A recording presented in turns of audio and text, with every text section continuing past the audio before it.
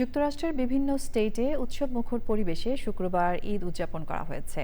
New York থেকে Rashed Ahmed, new jersey থেকে Subrata Chowdhury, Michigan থেকে ফয়সাল আহমেদ মুন্না, লস অ্যাঞ্জেলেস থেকে কাজী মাশরুল হুদা, ফিলাডেলফিয়া থেকে জলি দাস এবং আহনাফ আজম খানের পাঠানো তথ্য ও ছবিতে মীর আমিরুল আলমের রিপোর্ট।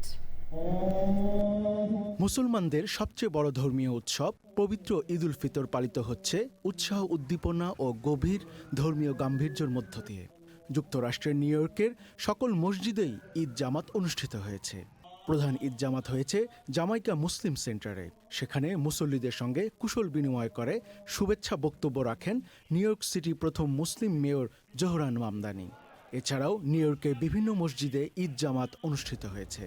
প্রবাসী বাংলাদেশি সহ বিভিন্ন দেশের নাগরিকরা সেখানে ঈদের নামাজ আদায় করেন। বিশ্ব শান্তি কামনা ও নিপীড়িত মানুষের জন্য দোয়ার মধ্য দিয়ে মিশিগানে পবিত্র ঈদ উল ফিতরের নামাজ আদায় করেছেন মুসল্লিরা। মিশিগানের মসজিদ দারুল কোরআন, মসজিদ আল ফালাহ, মসজিদ আল ফাতাহ, দারুল উলুম মিশিগান সহ বিভিন্ন ইসলামিক সেন্টারে পর্যায়ক্রমে কয়েকটি জামাত অনুষ্ঠিত হয়।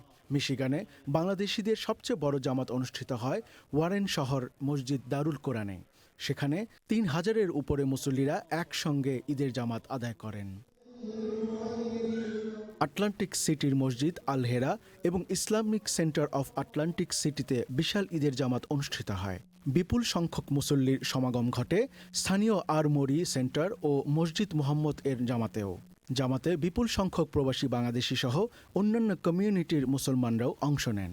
আটলান্টিক সিটির মেয়র মার্টি স্মল সিনিয়র এবং কাউন্টি শেরিফ জোসেফ ডোনেগু মুসল্লিদের ঈদের শুভেচ্ছা জানান।